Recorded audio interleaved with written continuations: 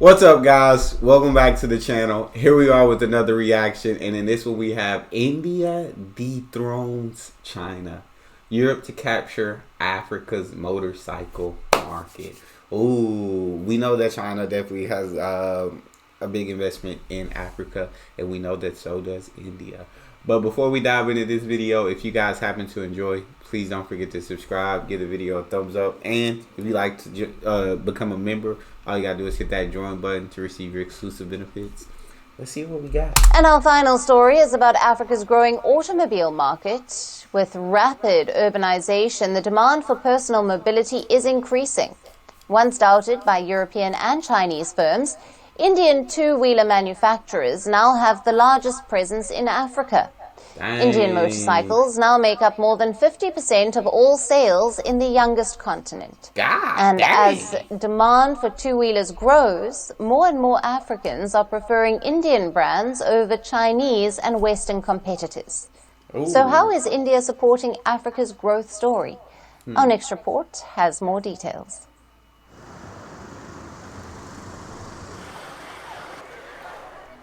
Africa is becoming the focal point of geopolitical push and play.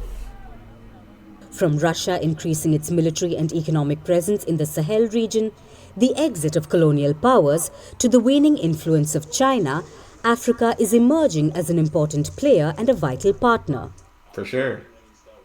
While Russian President Vladimir Putin has been successful in removing French and European influence in West Africa, China's once towering presence has been reduced drastically owing to Beijing's debt trap schemes under the guise of the Belt and Road Initiative. Everybody know about this.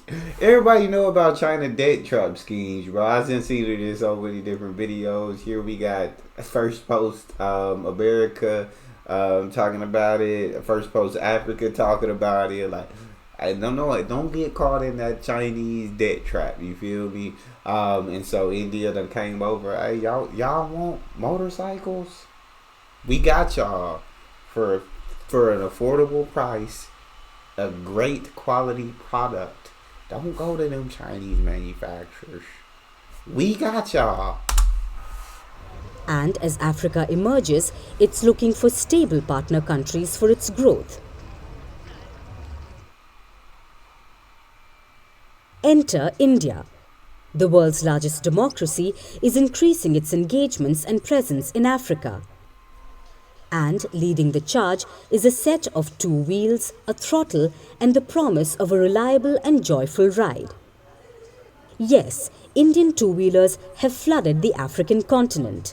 Once doubted by the Western and Chinese manufacturers, Indian automobile makers have gained the trust of Africa and dethroned some of the largest auto giants in the continent. Before 2020, the two-wheeler market share in Africa primarily belonged to China. However, in the last 2 years, India has captured more than 50% of the total market share, and there are a few Indian firms that are at the forefront. Just in the last 2 years, India's captured over 50%. And let me just say, what's going on Africa like? Where everybody's riding motorcycles, like, are cars just not as popular? Four wheels ain't as popular as two wheels. Everybody can ride motorcycles. Everybody and India's making them, and Africa's choosing them over any of the Western countries and over China, who had the lead there until India decided, you know what? We actually gonna take China out of that top spot. Let's do that. Bajaj Auto, TVS Motors, Hero MotoCorp and Royal Enfield. Most recently, TVS Motors opened 2 stores in Morocco's tourist cities, Casablanca and Marrakech. Overall, India's two-wheeler makers have captured most of the market in several African nations. Indian motorbikes are sold the most in countries like Nigeria, Kenya, Angola, Morocco, Ethiopia, Uganda, South Africa, Ghana, Tanzania, and more. Dang. African buyers say they prefer Indian bikes over other competitors, particularly Chinese, and they have several reasons for this. First, Indian two-wheelers are cost-effective. They are reliable and durable, unlike Chinese products. Indian two-wheeler makers have opened production lines in African nations, giving locals employment. Indian brands have also trained local mechanics to repair the motorcycles. And Indian brands are using local talent to popularize their products in Africa. Smart. So how Very big is smart. Africa's two-wheeler market? That's a great question. That's what I want to know. Two-wheelers It are the looks most very popular modes big. of transportation in the youngest continent. Okay. In countries like Nigeria, Kenya, Ghana and South Africa, where urban mobility is growing, two-wheelers have become the go-to vehicles from students to business owners and even government officials. Dang. In fact, Hey, two wheelers were why two wheelers though? Why? What's more attractive? What are the pros of two wheelers over four wheels over a car? What are the benefits? I'm very intrigued to know because I feel like motorcycles have been around in the U.S. and there's a huge market for motorcycles here in the U.S. But for the most part, I see more cars than motorcycles here. So I'm intrigued at a continent where the opposite is happening. Why?